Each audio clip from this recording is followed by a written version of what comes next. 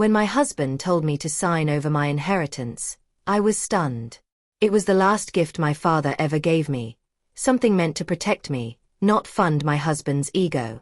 He called it a smart business move. I called it betrayal. I stayed quiet, acted like I was thinking it over. But behind the scenes, I met with lawyers, advisors, and his biggest competitor. I used the very inheritance he wanted to steal to buy a controlling share of his company. The look on his face when he found out? Priceless. He tried to take everything from me, but I took back my power instead. Before we dive back in, let us know where you're tuning in from. If this story resonates with you, don't forget to hit that subscribe button because tomorrow, I've got something even more special lined up just for you. You never forget the moment you realize the person you built your entire life around has been quietly building an escape route behind your back. That morning, the clink of porcelain echoed off the marble countertops as Andrew slid a thick manila folder across the breakfast table toward me. His tone was calm, measured, almost too neutral. "It's just a standard consolidation, Elise," he said, not looking up from his espresso. "The trust from your father is outdated. This just makes things more efficient for tax purposes." My father's trust. The last meaningful thing I had of him. He passed away 5 years ago after a slow, painful battle with Parkinson's. That inheritance wasn't just money. It was protection. His way of shielding me from the worst parts of the world, even after he was gone. And now the man I had trusted most in this life was asking for it, packaged in polite financial jargon and glossed over with legalese. I didn't touch the folder. I didn't argue. I simply smiled and said, "I'll take a look." Then I watched him kiss my cheek, tuck his monogrammed laptop into his designer leather bag, and leave for the office like it was just another Thursday. But the moment that door closed, I knew it wasn't. My name is Elise Thornton. I'm 56, a former securities attorney turned full-time partner, wife, and executive homemaker for the last 3 decades. Andrew Thornton is, or was, my husband of 31 years. Together, we built Thornton Capital, an investment firm that now manages over $900 million in assets. But what the world didn't see behind the glossy gala photos and pristine Christmas cards was how unevenly the scales were tipped in our marriage. I gave up my law practice so Andrew could build his empire. I traded courtrooms for client dinners, depositions for donor events. I was never just a trophy wife, but he let people treat me like one. 4 years, I managed his schedules, sat quietly in meetings, and offered advice only in private. I was the support system, the unseen strategist. He was the name, the face, the brilliance. And I was okay with that, until I found out he wasn't. What Andrew didn't know was that I had already suspected him of something. The business trips that didn't make sense. The nights he came home late, smelling like sandalwood cologne and lipstick he swore was mine. The evasive answers. The growing distance. I never confronted him. I didn't have to. I was raised by a man who taught me how to read balance sheets like novels and facial expressions like confessions. But that morning wasn't just about suspicion. It was confirmation. After he left, I walked into his office and opened the drawer he always forgot to lock. Buried under a stack of tax documents and expense reports was a folded note, written in looping handwriting on monogrammed stationery. "Can't wait to spend what's ours. XO, Natalie." Natalie. His assistant. His 34-year-old, leggy, sharp-cheeked, always too close assistant who had suddenly taken on more responsibility during his recent expansion project in Atlanta. I stared at the note for a long moment before folding it back neatly and returning it to its place. No tears came. No screaming. Just a quiet decision forming in the pit of my chest. I walked to my study and opened the drawer of my father's mahogany desk. The one piece of furniture I had brought with me from my childhood home. I pulled out my tablet, opened the encrypted folder I had been quietly building for years, and began reading through the plan I once hoped I'd never need to execute. You see, when my father died, he didn't just leave me money. He left me access, an inheritance structured as a blind trust, immune to marital claims and designed to be moved quietly when the time was right. I had never touched it. Not for renovations, not for vacations, not even for Thornton Capital when we needed emergency capital during the 2008 crash. I kept it sealed, untouched, sacred. Now it would become my sword. What Andrew also didn't remember, or maybe had willfully forgotten, was that I still held a 22% ownership stake in Thornton Capital through a forgotten clause from a merger we did 15 years ago. It was tucked away in the appendix of an acquisition deal, diluted over time but never fully transferred. That, combined with the liquidity of my trust, made me more powerful than he could ever imagine. I wasn't alone, either. 6 months ago, I was approached by Morgan Hale, a former M&A advisor and longtime critic of Andrew's aggressive business tactics. She had been watching from the sidelines and saw what I had always known. Andrew had over-leveraged himself. His recent expansion was bleeding cash. His investor confidence was brittle. And all it would take was the right push from the inside to make it crumble. At the time, I wasn't ready. But now, with Natalie's lipstick note still fresh in my mind, I called Morgan. "I'm ready," I told her. "Let's begin." The next week was a blur of meetings with lawyers, financial strategists, and people who never used to take me seriously but now referred to me as Ms. Thornton, with an edge of caution in their voices. I activated the trust, funneled it into a newly formed holding company, and began acquiring shares through shell entities. Quietly. Cleanly. Legally. Andrew was too busy to notice. He was planning a trip to the Amalfi Coast with Natalie. Probably thought he'd surprise me with divorce papers when he returned. Thought he'd charm me into signing over the trust first, then leave me with a handshake and a monthly stipend. Instead, I was buying out the company right from under him. By the time Friday came, and he walked back into our kitchen with that same smirk he always wore when he thought he had the upper hand, I was done playing the role. "Have you had a chance to sign the trust transfer?" he asked, pouring himself a drink without waiting for my answer. I turned toward him and smiled, handing back the folder. "I've decided not to move forward with it," I said softly. The smirk faltered, just for a second. "You don't understand the opportunity here, Elise. This is about long-term positioning." "No," I said, meeting his gaze. "This is about control." He laughed, unsure if I was serious. But I didn't laugh back. I turned and walked away, toward the study, toward my future, toward the empire that would no longer bear his name alone. Andrew thought I was just a passive partner. What he didn't know was I'd spent 3 decades learning how to dismantle him. And I had just made my first move. It's a peculiar kind of strength, the kind that doesn't shout or strike, but moves silently with precision. On Monday morning, I stood in front of the mirror and buttoned a slate-gray silk blouse, sliding on black heels I hadn't worn in years. The woman staring back at me wasn't the one who used to linger behind Andrew at corporate events, smiling dutifully. She wasn't the woman who asked for permission to speak in meetings. She was someone else now. Someone who had quietly studied every move he made and waited for the right moment to move against him. I wasn't Elise Thornton, the wife. I was Elise Whitmore, my father's daughter, and today, I would begin taking back everything Andrew tried to erase. By that point, the plan was already in motion. My legal team, led by Morgan Hale, had finalized the transfer of my father's trust into Whitstone Capital, a holding company we built quietly but deliberately. Through it, I had begun acquiring shares of Thornton Capital under separate entities. Old colleagues, silent investors, and a few carefully leveraged relationships helped push the numbers into place. I didn't need full ownership, just control. When we secured 41% of the voting rights, we were ready. Andrew still had no idea. He had called a board meeting for Wednesday.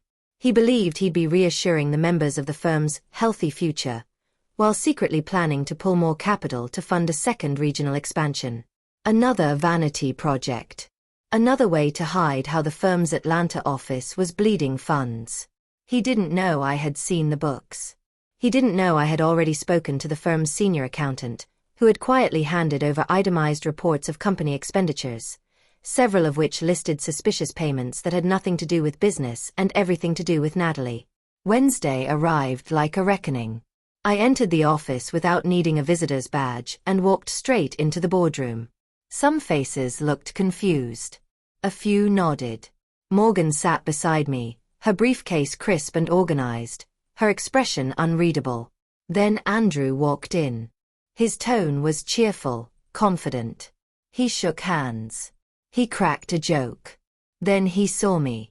"Elise," he said, pausing at the door. "Didn't expect to see you here." "I know," I replied, not smiling.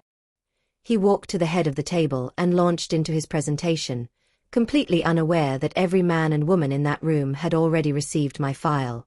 And then Morgan spoke. Calmly, professionally, she interrupted him mid-sentence. "As of this morning," she said, "Whitstone Capital holds controlling interest in Thornton Capital's voting shares. We're calling for a leadership vote." The silence in the room was suffocating. Andrew froze. He looked at me like I had pulled a knife on him. "You're joking," he said, voice sharp. "This is a setup." "No," I said. "This is accountability." He tried to argue. He demanded to see the documents. Morgan placed them in front of him without saying a word. His hands hovered above them like he was afraid they'd catch fire. I watched his lips press together, his throat tighten, his confidence crack as he skimmed the numbers. Then I delivered the final blow. "You used company money to fund personal trips. You authorized payouts under fabricated vendor names. You lied to the board. And you think I would just hand over my father's trust to cover the mess you made?" I let the weight of the words sit in the air before adding, "You didn't just betray our marriage, Andrew. You betrayed your business." He looked around the room for support, but the support wasn't there. Even the ones who had once been his most loyal allies were silent. I had shown them the truth. And once you see the truth, it's hard to look away. The vote was unanimous. Just like that, Andrew Thornton was removed as CEO of the company he built. Or thought he built. He left the room in silence. No words. No dramatic exit. Just a man who finally understood what it meant to underestimate the woman who had stood beside him for 3 decades.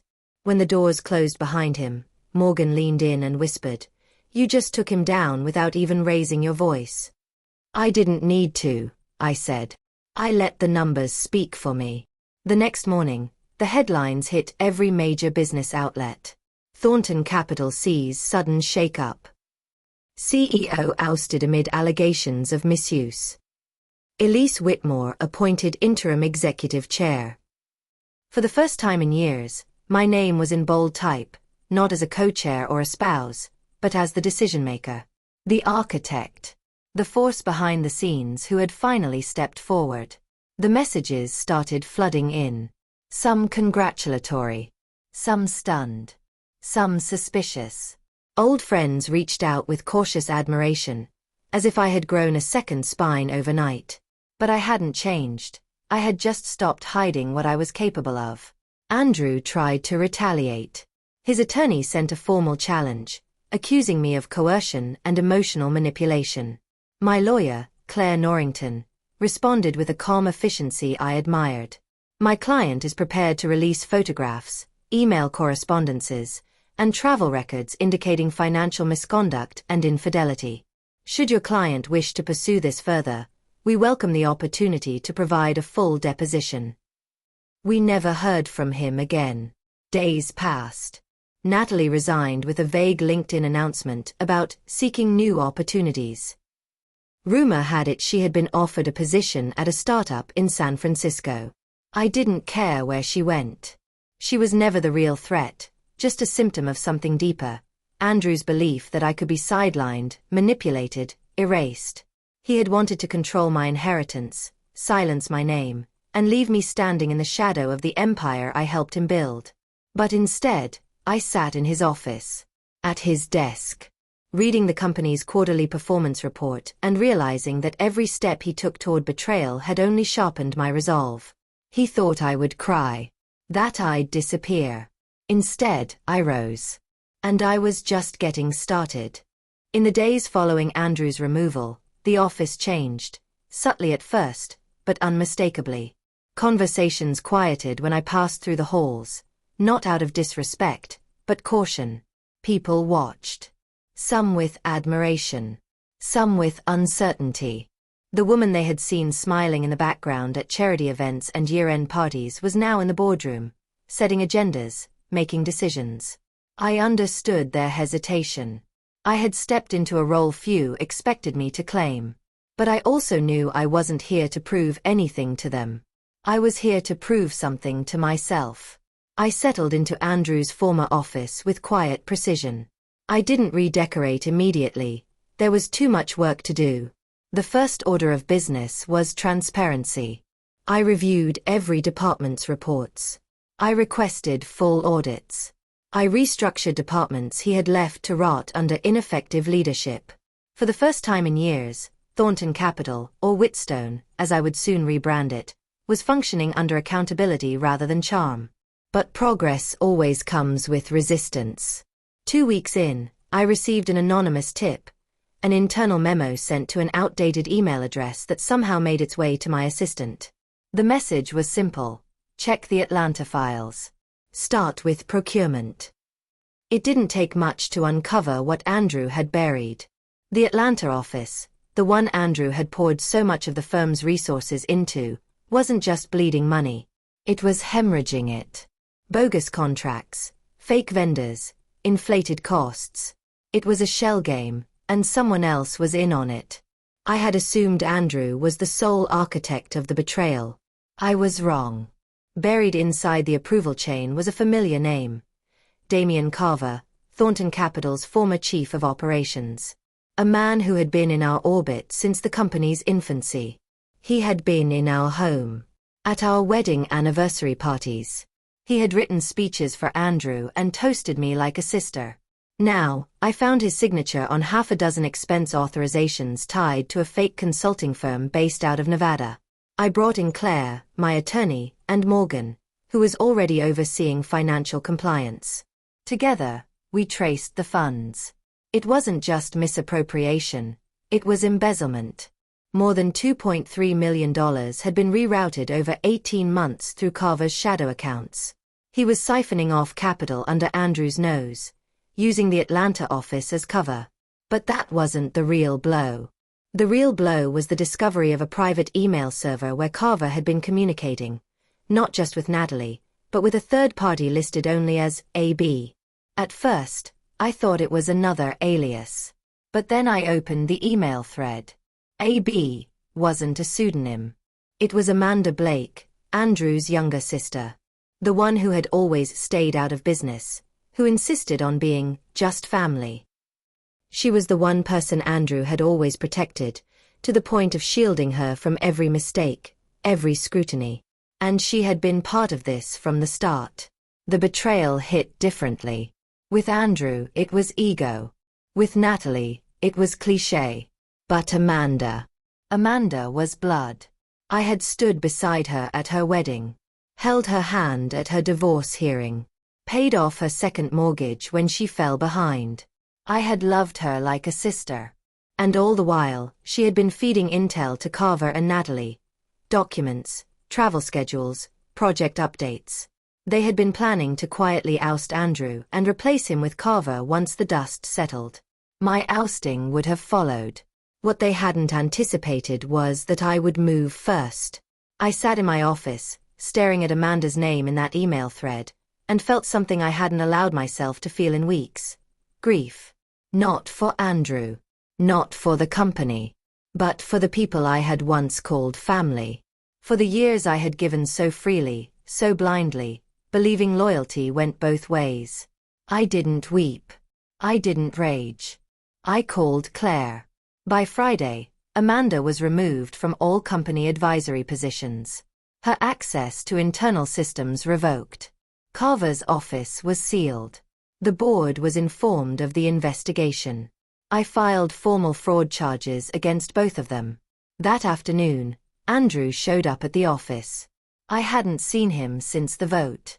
He looked thinner, paler. He didn't ask to speak in private, just marched through reception like he still had authority. Security didn't stop him. They knew better. He stood in the doorway, a folder in hand, as if still trying to play the part. "You think this makes you righteous?" he said, not angry, just exhausted. "I think it makes me in charge," I replied. He hesitated. "Amanda's your friend. You didn't have to go this far. She made her choice," I said. "Now she can live with it." He sat the folder down on the desk, and for a moment, I saw a flicker of something. Remorse, maybe. Or fear. "I didn't know they were using Atlanta," he muttered. "I thought I was still in control."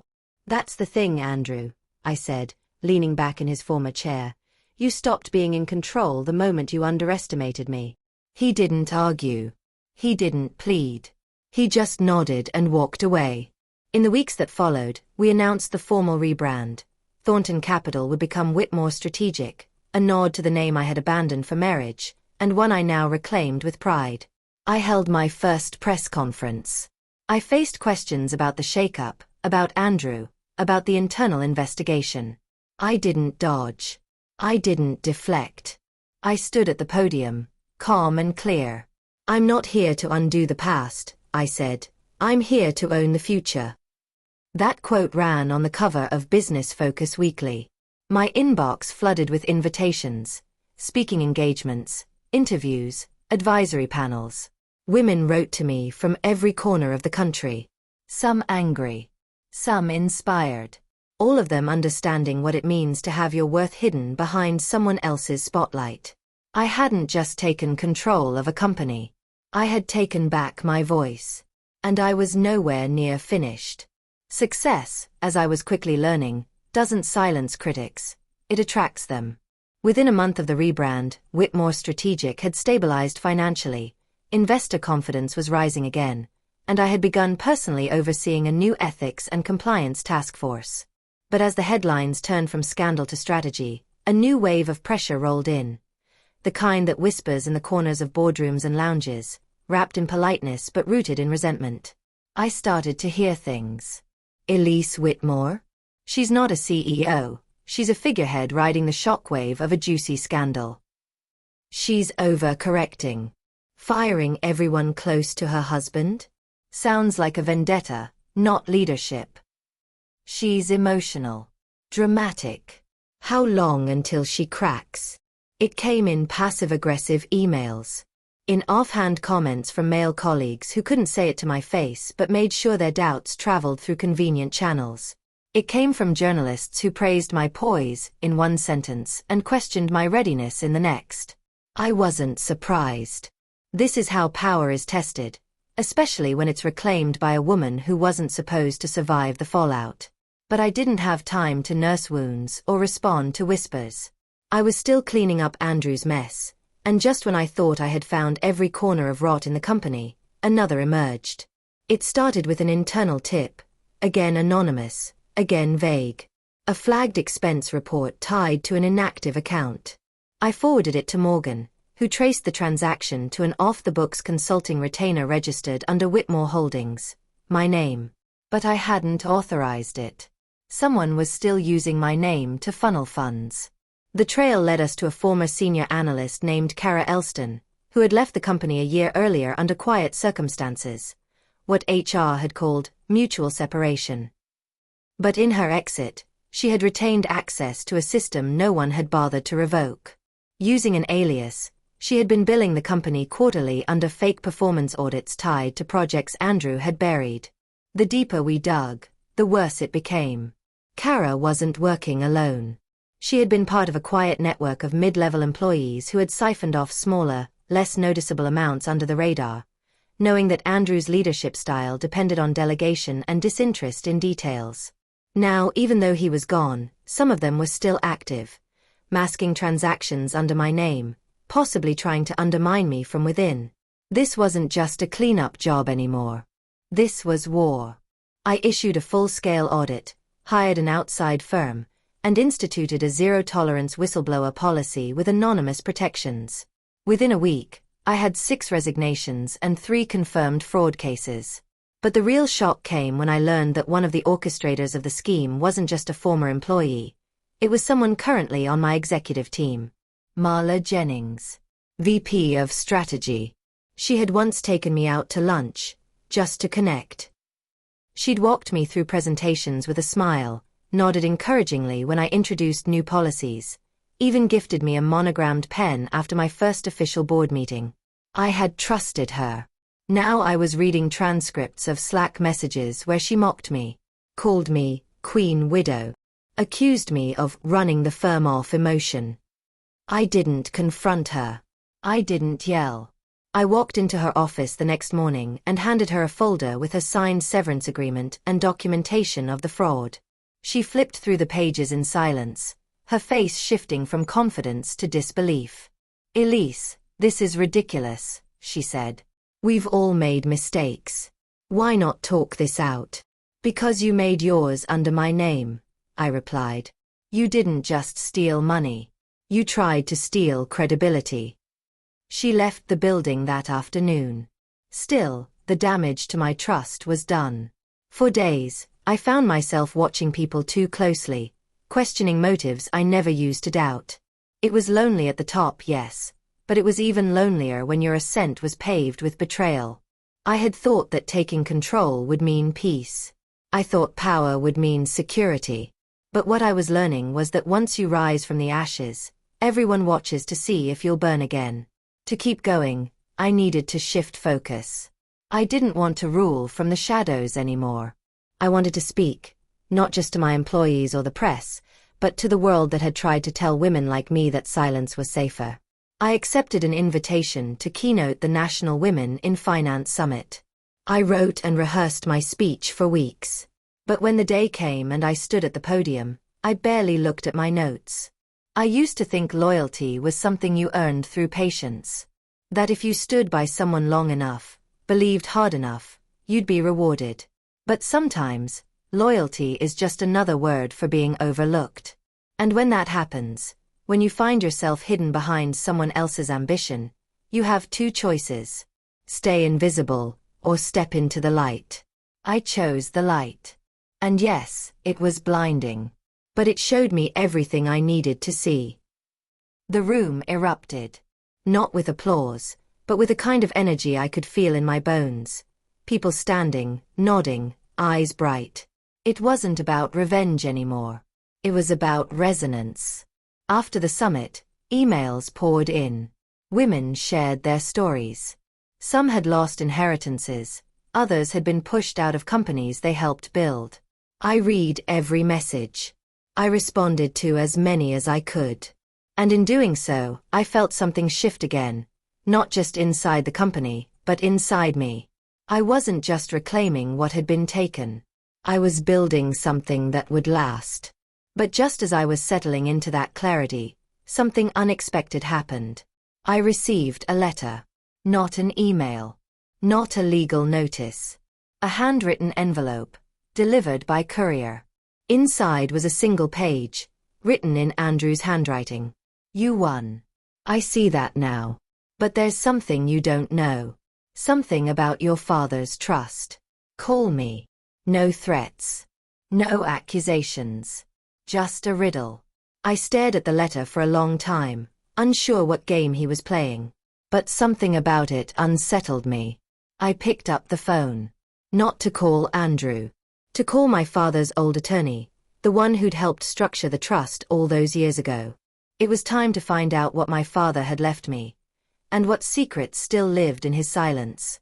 The letter sat on my desk for 3 days. I read it each morning and again before leaving the office, half expecting the handwriting to change, to reveal some trick or catch. But the words stayed the same. "You won. I see that now. But there's something you don't know. Something about your father's trust. Call me." I didn't call Andrew. I didn't want his interpretation of the truth. I wanted facts. So I made an appointment with Daniel Reed, my father's estate attorney for over 2 decades, and one of the last people who truly understood the way my father thought. Daniel's office was exactly how I remembered it.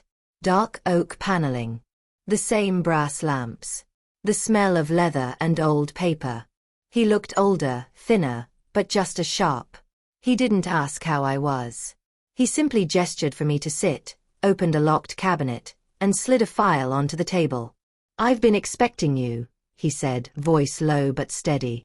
I always knew this would resurface, though I never imagined under these circumstances. He opened the file and removed a single sheet of yellowed legal parchment, my father's handwritten amendment to the trust, dated just 3 weeks before his death. It wasn't a revision to the inheritance amount. It wasn't a restriction or clause. It was a provision. A sealed document, not to be opened unless my financial stability or safety was jeopardized by my marriage. My heart sank as I read those words. My father had prepared for this. He hadn't trusted Andrew. He never said it aloud, but he had known. The provision wasn't just financial. It was a clause tied to a hidden asset. My father had purchased a 12% stake in a major tech infrastructure firm years earlier, quietly. He had kept the investment out of public filings, hidden beneath a network of shell entities and proxies. I had no idea it existed. And now, with the trigger clause satisfied, that 12%, worth well over $20 million, was being transferred into my control. No board. No oversight. Just me. But that wasn't the real twist. What Daniel told me next changed everything. Your father had concerns long before Andrew married you. He suspected Andrew would manipulate your name and position. So he built this investment as a personal insurance policy, not for your lifestyle, but for your voice. This company, Echelon Systems, is on the brink of going public. With your stake, and your name now associated with Whitmore Strategic, you won't just hold equity. You'll hold influence. The kind of influence your father never had. The kind he wanted you to inherit, not just through money, but through autonomy. I left Daniel's office stunned. Not because I was suddenly richer. I had money. But because I had misjudged the depth of my father's foresight, and because I now understood that my story wasn't about reclaiming what had been taken. It was about becoming the woman both Andrew and my father had underestimated, for very different reasons. Over the next several days, I quietly began planning the integration of Echelon's resources into Whitmore Strategic. Not a merger. A partnership. I didn't want to absorb them. I wanted to use the influence to expand our firm's capabilities in cybersecurity and data infrastructure. Fields Andrew had always dismissed as too niche. I reached out to Echelon's CEO, a whip-smart no-nonsense woman named Priya Varma. We met for coffee. Not at a boardroom table, not flanked by lawyers. Just 2 women in leadership who understood how rare it was to own their space. We spoke for hours. By the time we parted, we'd agreed on a joint initiative, a program to fund and mentor young women entering the fields of finance and tech. We named it the Whitmore Varma Initiative. The press caught on quickly. Whitmore Strategic expands into tech infrastructure with key partnership. Elise Whitmore invests in the future of women in finance. From divorce to dominance. How one woman rebuilt an empire. I didn't care about the headlines anymore. What mattered was the message. I wasn't just taking power back. I was creating more of it, and passing it forward. And then, one evening as the city buzzed outside my office window, I received a call from Andrew. I almost let it go to voicemail. But something made me answer. He sounded tired. Not defeated, just real. I heard about Echelon, he said. Your father would be proud. There was silence. We both knew what came next would matter. I didn't call to fight, he added. I wanted to tell you. You were always the better half of this story. I just didn't see it until it was too late. I know, I replied. But that's not my responsibility anymore. I guess not, he said, and after a long pause. Goodbye, Elise. Goodbye, Andrew. I ended the call and stared out over the city. Somewhere between that first signature he never got and this quiet goodbye, I had stopped being someone's wife. Someone's partner. I had become someone else entirely. Not a widow. Not a revenge story. A force. Weeks later, I gave a final interview. The journalist, trying to wrap up, asked me one last question. If you could go back to the day your husband handed you that folder, what would you say to him now? I smiled. I'd thank him, I said. Because he gave me the one thing I'd been too afraid to take on my own, the chance to find out what I'm really capable of.